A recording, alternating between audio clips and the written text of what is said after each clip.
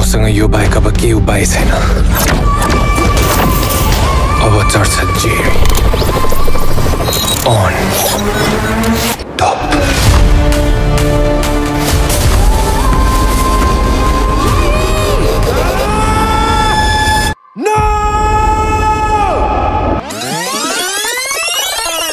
सगरमाथाकै दृश्यमा अनमोल केसी, जसिता गुरुङ अनि पुरा टिम स्ट्रगल गरिरहेको देख्न सकिन्छ र पहिलो पटक यस्तो लेभलको नेपाली मुभी हलहरूमा देखिँदैछ र स्टार पावरको कुरा गर्दा अनमोल केसीलाई फ्रेश लुक अनि दमदार एक्सनमा देख्न सकिन्छ अनि जसिता गुरुङ र आचल शर्मालाई लभ स्टोरीको झलक जसले इमोसनल ब्यालेन्स ल्याएको देख्न सकिन्छ र केदार प्रसाद घिमिरे माग्ने बुढा हास्यमा पनि अनि भावनात्मक टचमा पनि देख्न सकिन्छ अनि स्पेशल इन्ट्री भुवन केसी उनको क्रिस्मेटिक प्रेजेन्सले टिजरलाई झन हेभी फिल बनाएको छ।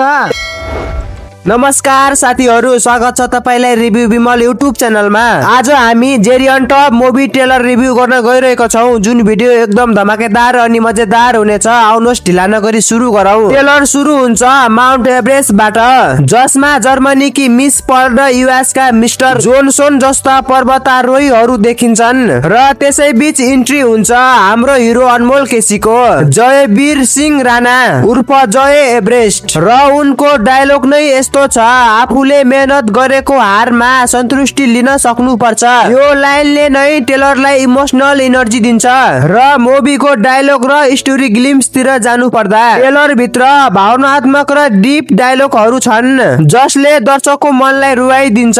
जस्तै मबाट भुल भयो कि के हो मामु भन्ने अधिकार तैले गुमाइसकेको छस्। यो लाइनले देखाउँछ कि यो फिल्म केवल रोमान्स मात्र होइन, यो परिवार सम्बन्ध र आत्मसम्मानको कथा हो। र मुभीको लभ स्टोरी र मुभीको कास्टको कुरा गर्दा जसिता गुरुङ र आचल शर्मालाई मुभीमा देख्न पाइन्छ। अनमोल केसी, जसिता गुरुङ र आचल शर्माको लभ ट्रिङ्गल दुबईदेखि एभरेस्टसम्म फैलिएको प्रेम यात्रा, जहाँ जसिता र आचल दुवै अनमोलसँग स्क्रिन शेयर गर्छन्। र सबैभन्दा इन्ट्रेस्टिङ कुरा, भुवन केसी र अनमोल केसी वास्तविक जीवनमा पनि पिता छोरा र यो मुभीमा पनि त्यही भूमिका निभाएका छन्। जब भुवन केसीले अनमोल केसीलाई एक झापट हान्छन्, त्यो सिनले गुजबम्स अनि इमोसनल बनाउँछ।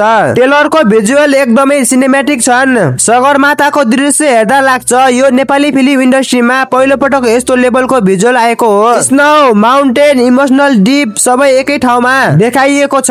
ट्रेलरको अन्त्यमा अनमोल भन्छन् अब चढ्छ जेरी अन टप। मेरो विचारमा यो डायलगले नै ट्रेलरलाई टपमा पुर्याइदिन्छ। साँच्ची भन्नु पर्दा जेरी अन टप ट्रेलर एकदमै बब्बाल बनेको छ। इमोसनल, एडभेन्चर, लभ सबै एकै ठाउँमा र मेरो तर्फबाट यस मुभीको ट्रेलरलाई 4 स्टार दिन चाहन्छु। र तपाईले जेरी अन टपको ट्रेलर कस्तो लाग्यो कमेन्टमा लेख्न नभुल्नु होला। र तपाईलाई के लाग्छ, जेरी अन टप मुभीले नेपाली फिल्म इन्डस्ट्रीमा नयाँ रेकर्ड जोड्ला या नजोड्ला? आफ्नो प्रतिक्रिया कमेन्टमा लेख्न नभुल्नु होला। साथै भिडियो मन परेमा लाइक, कमेन्ट अनि सब्स्क्राइब गरिदिनु होला। Thank you.